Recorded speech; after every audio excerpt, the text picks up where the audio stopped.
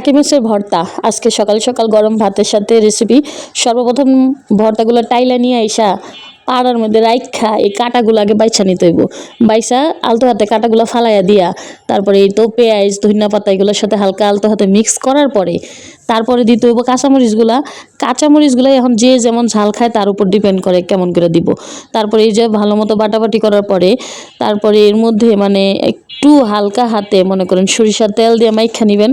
আর সকাল সকাল এরকম শীতকালে ভর্তা বাটি দিয়ে ভাত খেতে আসলে মজাই লাগে, মুখের রুচিটা ফিরে আসে। তারপরে এই তো এইভাবেই ভর্তাটা তৈরি করলাম। আর আমাদের বাঙালিয়া পরিচয় পাড়ার মধ্যে ভর্তা বাটমু আর পাড়ার মধ্যে গরম গরম ভাত মাইখা খামু না, এটা কেমনে হয়?